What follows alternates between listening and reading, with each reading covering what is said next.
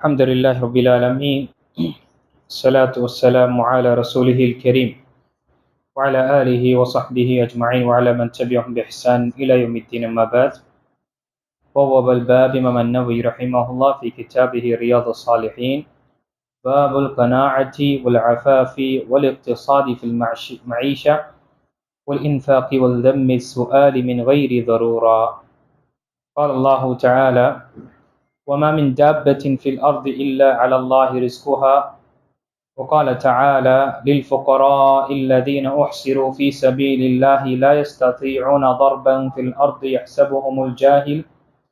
يحسبهم الجاهل أغنياء من التعفف تعرفهم بسيماهم لا يسألون الناس الحافا.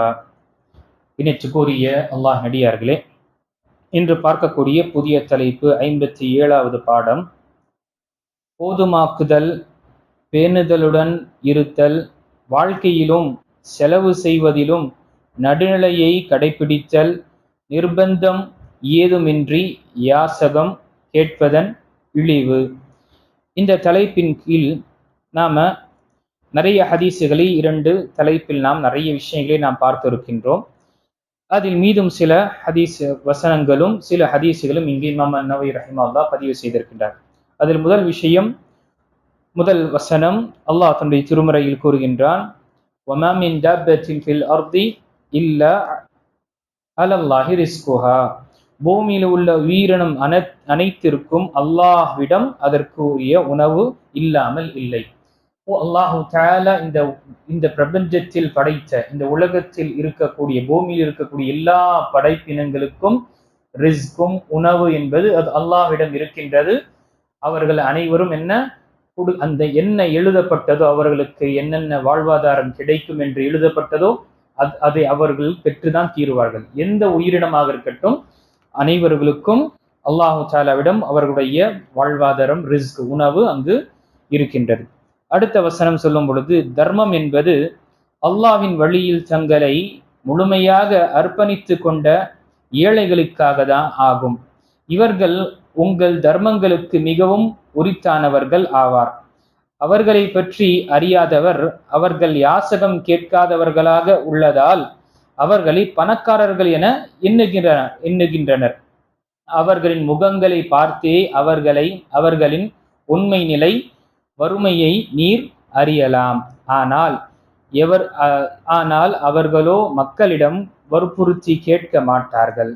இந்த வசனத்திலும் 2வது வசனத்திலும் சுப்ஹானல்லாஹ், அல்லாஹு தஆலாவுடைய சில அடியார்கள் அவர்கள் மிக சிரமமான ஒரு வாழ்க்கையில் இருந்தாலும் மக்களிடம் சென்று பிச்சை கேட்பதோ யாசகம் கேட்பதோ என்ற விஷயங்களை அவர்கள் செய்ய மாட்டார்கள். மக்கள் என்ன நினைப்பார்கள்? இவர்கள் கேட்பது, தன்னுடைய தேவையை மக்களிடம் கேட்பதில்லை. இதனால என்ன நினைப்பார்கள்? பணக்காரர்களாக நினைப்பார்கள். யஹ்சபுஹுமுல் ஜாஹிலு அக்னியா. இவர்களை பற்றி அறியாதவர்கள் என்ன நினைப்பார்கள்? இவர்கள் மக்களிடம் போய் தன்னுடைய தேவையும் என்ன செய்வது கிடையாது, யாசகம் செய்வது கிடையாது. அதை பார்த்து, இவங்கெல்லாம் பணக்காரங்க, இவங்கெல்லாம் செல்வந்தர்கள், அதெல்லாம் கேட்க மாட்டாங்க என்று நினைப்பார்கள். ஆனால் அவர்களுடைய முகங்களை நீங்கள் பார்த்தாலே அவர்களுடைய வறுமையுடைய நிலை நீங்கள் அடையாளம் கண்டு கொள்வீர்கள் என்று அல்லாஹ் கூறுகிறார். அப்போ இப்படிப்பட்டவர்களுக்கு நாம கொடுப்பது என்பது, கேட்காமல் அவருடைய நிலையை நாம் அறிந்திருக்கின்றோம் என்றால் நாம் கொடுக்க வேண்டும். ஆனால் சுப்ஹானல்லாஹ், இப்படிப்பட்ட அடியார்களும் இந்த உலகத்தில் வாழ்கின்றார்கள்.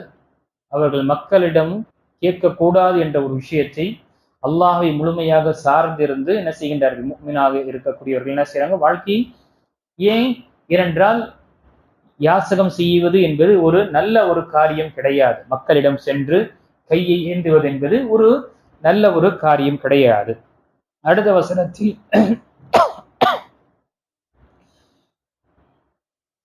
மேலும் அவர்கள்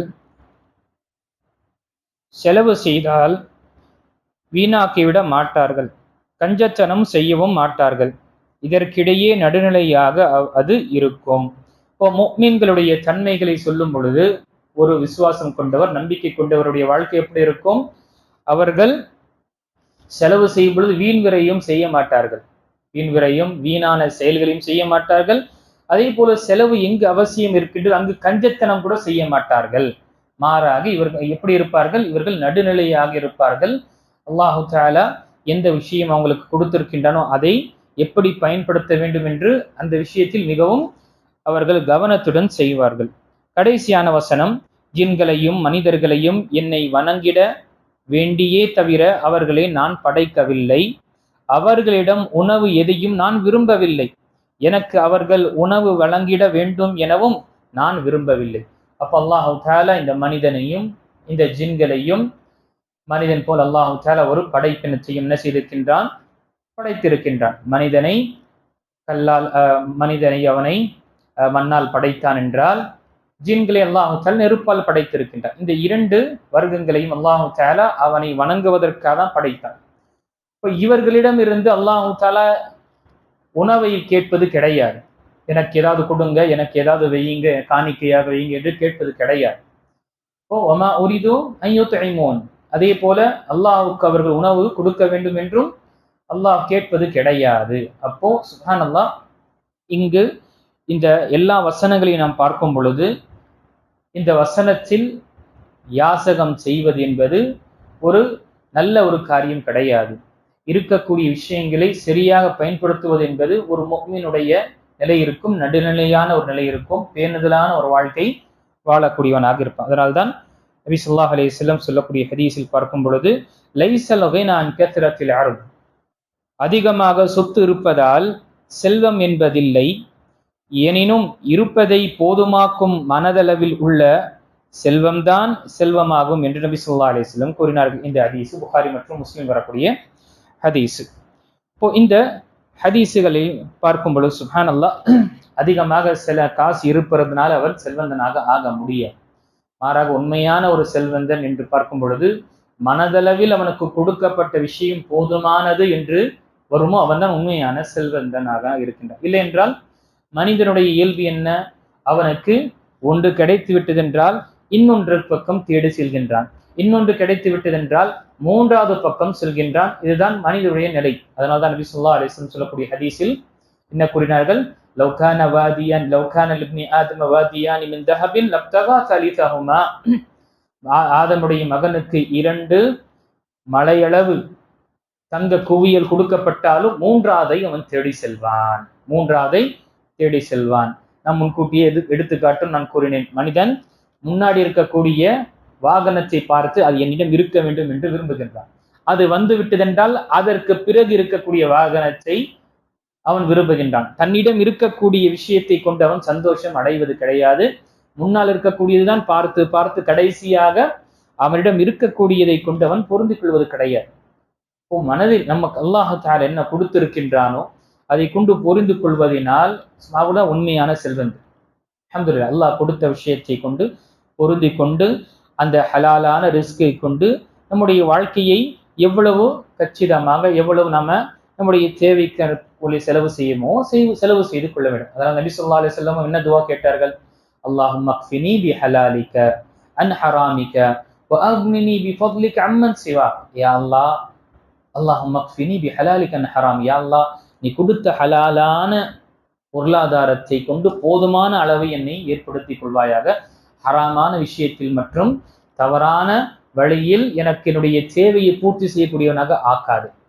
ஹராமை எனக்கு கொடுத்து விடாதே, கொடுக்கப்பட்ட ஹலாலை போதுமானதாக ஆக்கிக்கொள். வஅக்னினி பிஃபضلிக அம்மன் சிவாக், பிறகு யா அல்லாஹ், மக்களிடம் சென்று நாம் யாசனம் செய்யக்கூடிய நிலை என்னை தள்ளிவிடாதே, நீ கொடுத்த விஷயத்தை கொண்டே நான் புரிந்து கொள்ள வேண்டும். உன்னிடம் மட்டுமே நான் கேட்கவில்லை, யாரிடம் கேட்கக்கூடிய அளவை என்னை ஆக்கிவிடாது என்று நபி ஸல்லல்லாஹு அலைஹி வஸல்லம் துஆ கேட்கக்கூடியவர்களாக இருக்கின்றார். கணித்துக்குரியவர்களே, இன்ஷா அல்லாஹ் தொடர்ச்சியாக இன்னும் சில ஹதீஸ்களை நாம் பார்ப்போம். இன்ஷா அல்லாஹ் இன்னைக்கு 57வது பாடமாக இருக்கின்றது. ஒரு 3 பாடங்களுக்கு பிறகு நாம ரமதானுடைய விஷயங்கள், நோன்புடைய சட்டங்கள், நோன்புடைய ஃபிக்குகள் பற்றி இன்ஷா அல்லாஹ் திரும்பவும் நாம ஒரு ரிவிஷன் போல நாம படித்த விஷயங்கள் திரும்பவும் நினைவூட்டுதலுக்காக நம்ம இன்ஷா அல்லாஹ் நம்முடைய இந்த ஒவ்வொரு நாள் ஏற்படக்கூடிய பாடத்தில் நம்ம பார்ப்போம் இன்ஷா அல்லாஹ். என்றால் ரமதான் மிக நெருக்கமாக இருக்கின்றது. ரமதானுக்குரிய தயாரிப்புகளை நாம செய்ய வேண்டும். அல்லாஹு தஆலா சொல்லப்பட்ட இந்த விஷயத்தை சிந்தித்து நம்முடைய வாழ்க்கையில் அல்லாஹ் நமக்கு என்ன கொடுத்திருக்கின்றானோ போதுமான அந்த மனப்போக்குவத்தையும் அதே போல பேணுதலான வாழ்க்கை வாழக்கூடியவர்கள் அல்லாஹ் நம்மை ஆக்கிடுவானாக. ஆமீன். வாஹிர் தஅவானா அல்ஹம்துலில்லாஹி ரப்பில் ஆலமீன்.